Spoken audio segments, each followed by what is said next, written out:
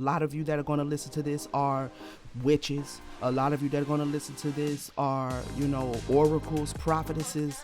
A lot of you do a lot of hoodoo work. You might be into Wicca. You have your practices. But we need to understand, spell work is a form of ritual. And she's saying to me that we are over-ritualizing the awakening that we're having. We're relying on rituals and not relying on relationship. And being good and disciplined at your rituals does not equate to being in a divine relationship.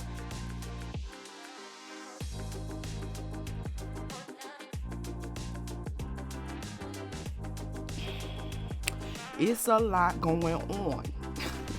I mean, it's a lot of information out there. Some of it is misleading. Some of it is not accurate. Some of it is accurate, but it is outdated. Let me say it like that. Some of it is accurate, but it's outdated. We have moved, or we are moving into a new era.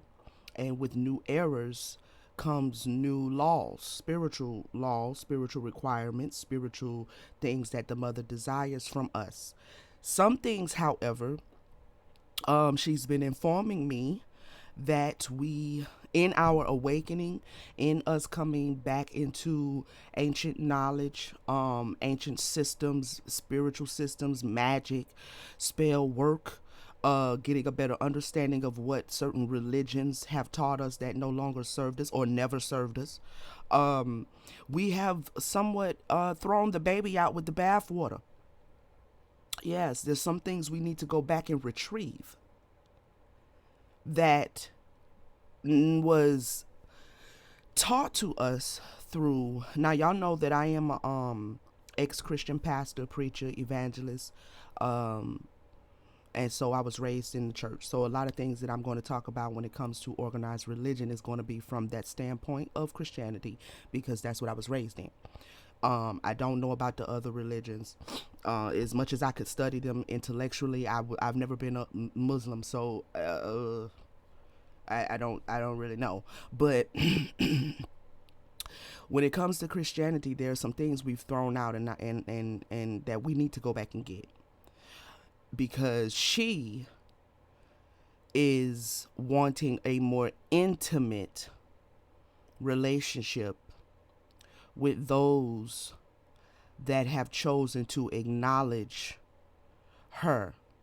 And I used to say that those who, she wants a more intimate relationship with those of us who belong to her, but everything belongs to her, right? Everything under the sun, including the sun.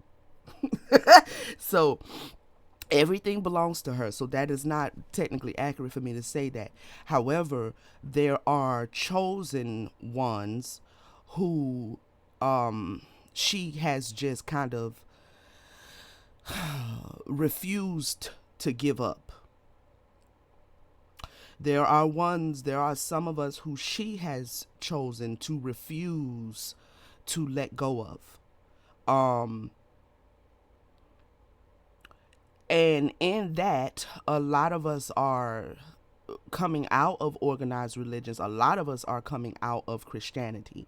Okay? When it comes to Christianity, a lot of us are coming out of Christianity as goddess energies. And I remember when I first came out, when I first started my spiritual journey, of course, it happens in phases. You come out and you recognize that the scriptures is wrong, and you recognize things are wrong. You recognize Jesus didn't really exist. Nobody got on no cross for you.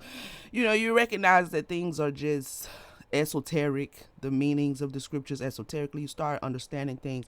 But there is one particular train of thought that I have been hearing over and over and over since I started my spiritual evolution. And that is, we don't pray and we don't worship over here in spirituality, because you are God, you are the goddess, so yada yada yada yada yada. Well, that's not true, and this is per the mother. So this is the empowerment for today. The mother is telling me to admonish her daughters to return to the work of sacred intimacy with her. Okay?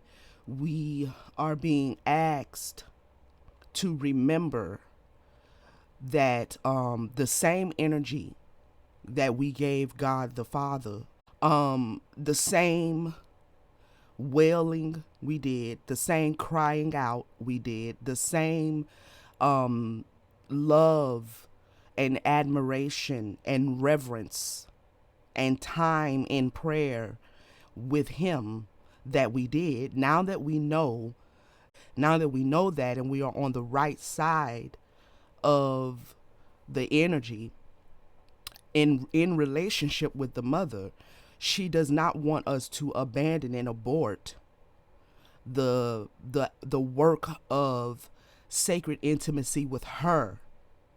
And she's being very specific with me when she talks to me about this. Because a lot of us, particularly the goddesses, we've gone back to our spell crafting. We've gone back to understanding that we can manipulate and manifest with the manipulation of matter. So a lot of you that are going to listen to this are witches. A lot of you that are going to listen to this are, oracles, prophetesses. A lot of you do a lot of hoodoo work. You might be into Wicca. You have your practice. But we need to understand, spell work is a form of ritual. And she's saying to me that we are over-ritualizing the awakening that we're having. We're relying on rituals and not relying on relationship. And being good and disciplined at your rituals does not equate to being in a divine relationship.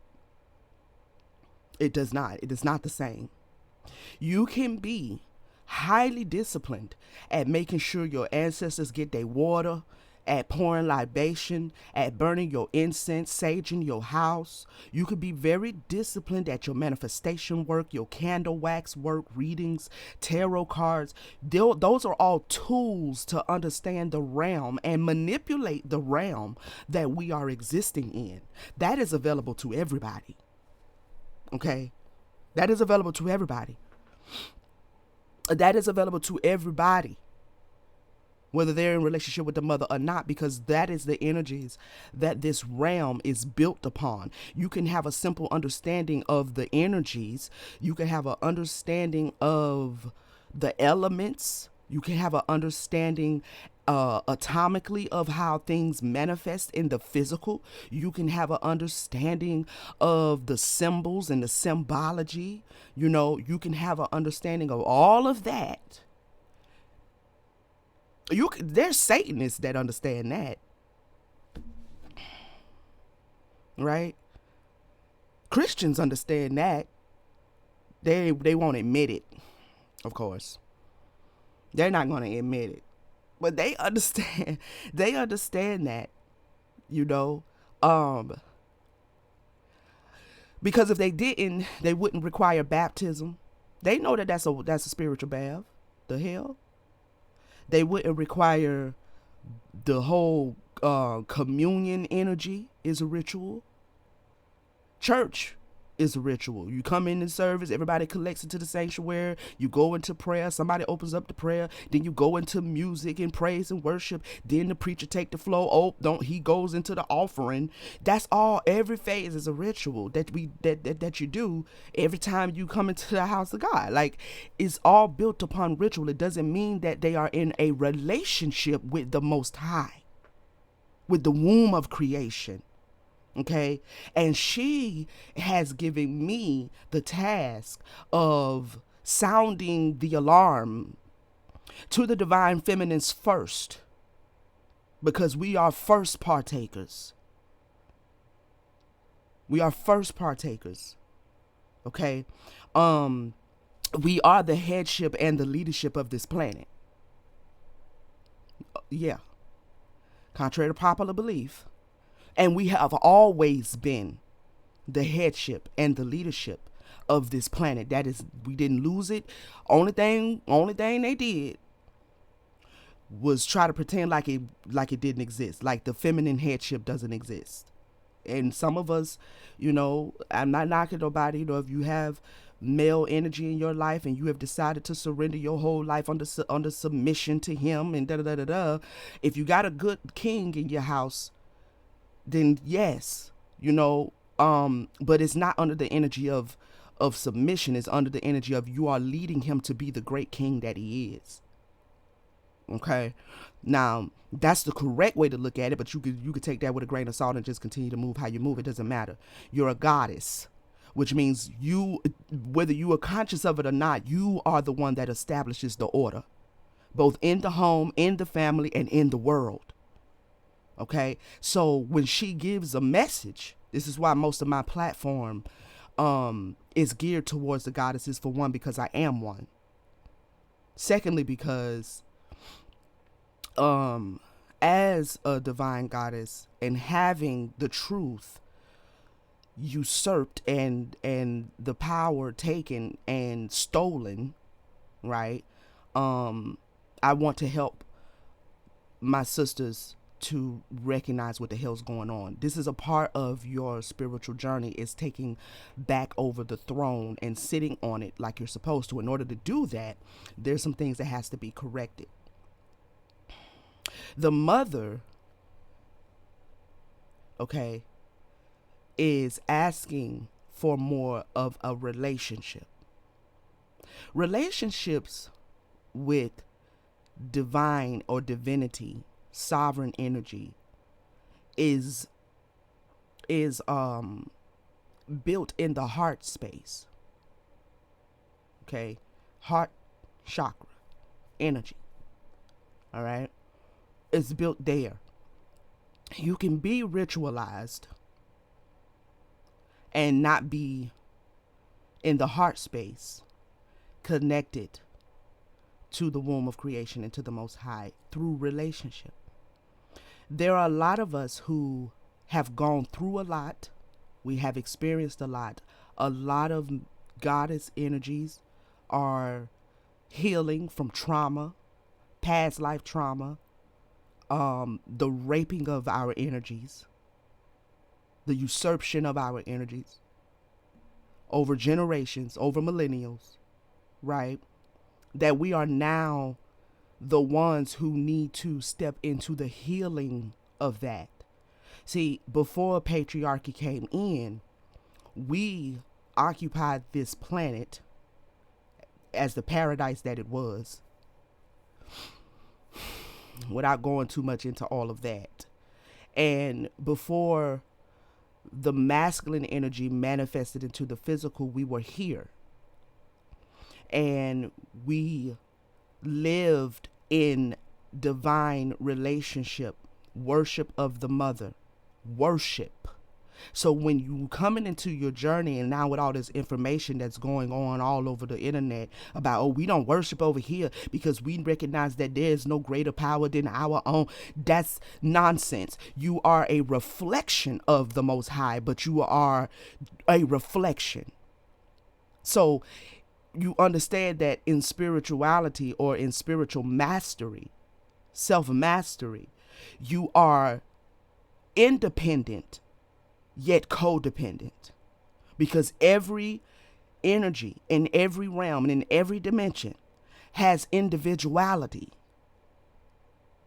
So we are codependent and we are a reflection. We are all tied to each other, but yet not to the point that we don't have independence of each other. Okay, and when you understand the balance of that, then you understand that though you are a reflection of the mother, there is still the mother independent of you. Because the true mark of divinity is self-reliance, right? But self-reliance is balanced with inter-reliance on the other selves. And I don't want to confuse it. Like, you're independent, but you're dependent. And so it is with you, so as it is above. Meaning there is a womb of creation that is independent of you, but yet you are a reflection of her. So although you may be a goddess in your right, there is still a mother energy that should that should be admired and revered as such. Okay?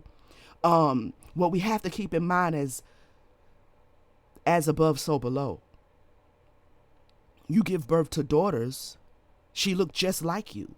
She act like you. She got your attitude. She has your smile, your beauty, your sweetness. But she's not you. She knows she look like you too. She look in the mirror and be like, damn, I look like my mama. People tell her all day, girl, you act just like your mama. She knows that, right? But she still reveres you as mama. Although she knows she came from you, she still reveres you as mother. Because like I always say, in the spiritual kingdoms of the mother, there is rank and order. This is why when we study the triple goddesses, we see them in a particular order, right? We see the older goddess, the middle-aged goddess, and then the young woman goddess. Okay?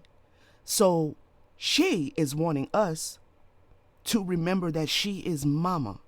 She is the mother.